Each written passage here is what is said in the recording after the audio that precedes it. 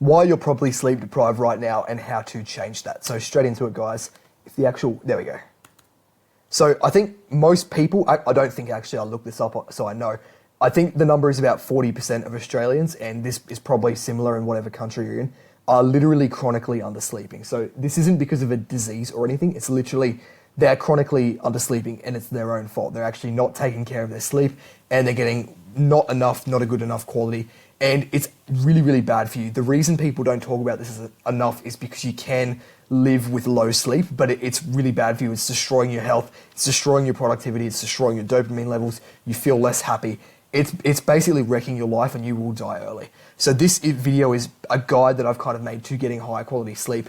And I'm also going to give you a bonus tip at the end that a lot of people don't consider, and it will help you basically get godly sleep. I'm balancing this laptop on my knee, so sorry if it moves a lot, but let's go. So why your sleep is actually trash. So the amount of sleep you need, as everyone probably knows, and this is going to go in a direction soon that that you don't understand, but basically adults need about 8+ hours of sleep at an absolute minimum. Obviously this does vary, but there are some people who might need slightly less, but generally it's you need more than 8 hours of sleep to actually function properly. And then for teens, this is 8 to 10.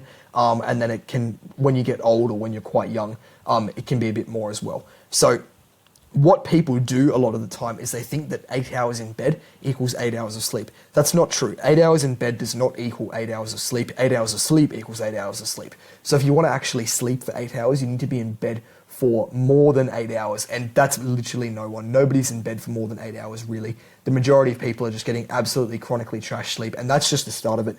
There is more reasons why people's sleep is bad. So that's the first thing I would say, actually take stock of your sleep schedule and make sure you're in bed for about 8.5 to 9 hours, at a minimum probably. If you're in bed between, for example, 10 o'clock to 6 o'clock in the morning, that is 8 hours on the dot, and that would mean you're not probably getting enough sleep as you actually should be. And that's a good example. I don't even think most people are that good with their sleep.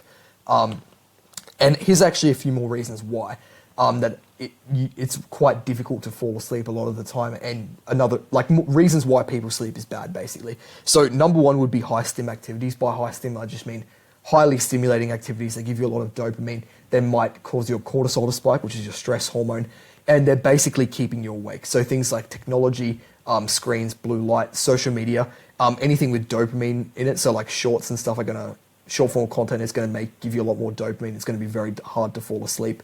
Any doom scrolling really is going to be not good for your brain, not good for your hormones, and it's going to keep you awake, even if you're not doing it right before bed, but especially if you're doing it right before bed, it's going to keep you awake. And the rest of those things apply too, like the technology and stuff. You can't be doing that before bed.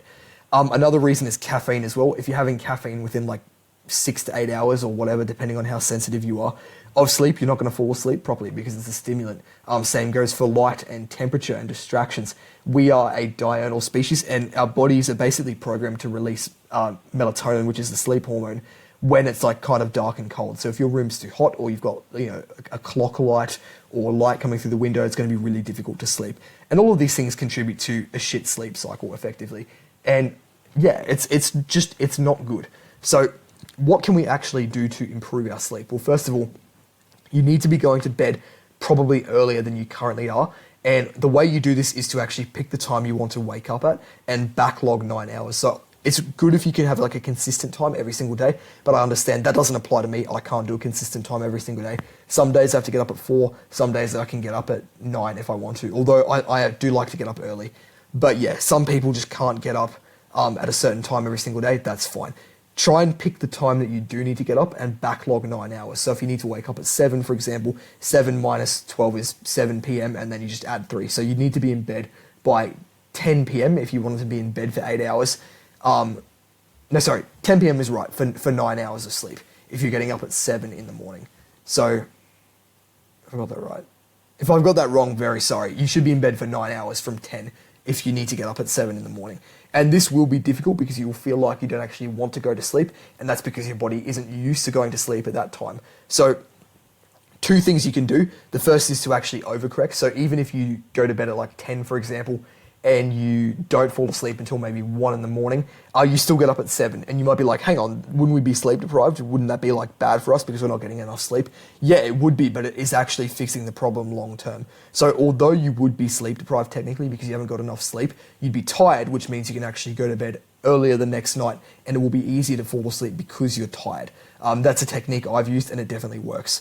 If it doesn't work for you, maybe you're different, but I've found it works for me. And the second reason is to actually biohack it. So a lot of the time, basically the reason you would go to bed at 10 and not be able to fall asleep until 1 is because your body hasn't produced enough melatonin and it's not in a drowsy state. So you haven't actually gone to sleep. So what you need to do is basically biohack it, which is to do things that are going to boost your melatonin production and actually put you into like a drowsy, sleepy state. So get rid of any kind of entertainment before bed. If it's like social media, high stim, any of that, you shouldn't be looking at technology 30 minutes before bed. If you have trouble falling asleep, let's make that 2 hours. Let's actually try and overcorrect.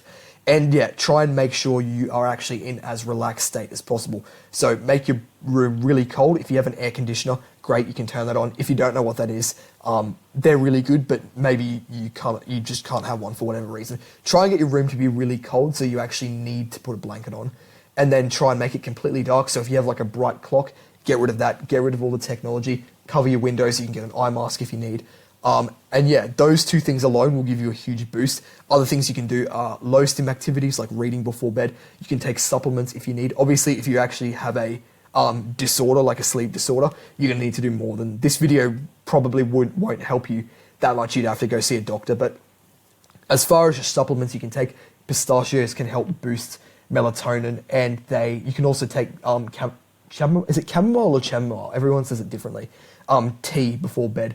If it's non-caffeinated, there are some teas like chamomile tea that you can drink that actually make you feel drowsy. So yeah, those things can really help, and they will boost your melatonin, and they will help you get better quality sleep. And if you're actually having consistently terrible sleep, I would actually recommend spending the money and seeing a doctor or a sleep specialist, because if you think about it, sleep is just like eating, drinking, everything. If you're having poor physical health with your exercise, if you're eating really crap, if you're not drinking enough water and you're constantly getting headaches, you would see a doctor because that's bad.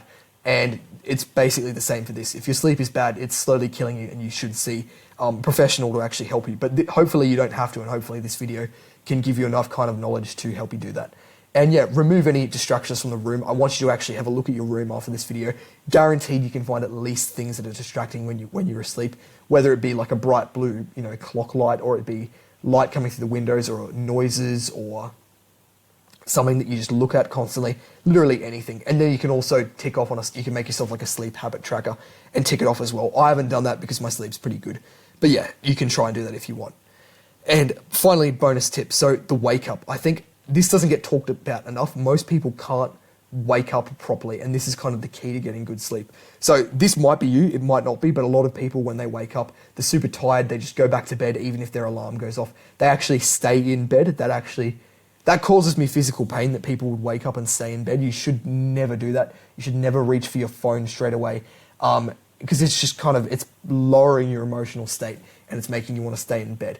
So here's what you actually should do if you want to get better sleep. You need to actually wake up properly, and the way you do this is to actually raise your emotional state. So when you wake up, you're very groggy, you don't feel like getting out of bed. That's because you're at a very low emotional state, like you're at a very low vibration. You don't feel like doing stuff. What you actually need to do is to raise your vibration, and that'll kind of make you want to actually get out of bed. So you do a few things to biohack this. You can do the opposite of what you do when you go to bed. So direct sunlight straight in the eye.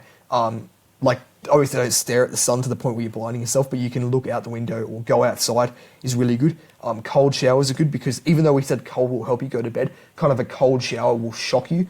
It'll spike your cortisol a little bit, and that will make you actually want to wake up. Exercise is really good as well, first thing in the morning. If you can actually go for a run or something, that's great. Music can be great as well, if you can put headphones in straight away and start listening to music. Don't check your phone though. And then journaling and other activities as well might help you, and caffeine too, but be healthy. Don't have like an energy drink first thing. Just have some black coffee or something like that, something that'll wake you up, and you should be good to go. But yeah, that is basically the video on sleep, guys. Hopefully there's some really good knowledge in there that can help you, and I hope you actually take stock of your sleep, because it is really important, and people don't do enough to actually look after themselves. So thank you for watching, and I hope you have a good one.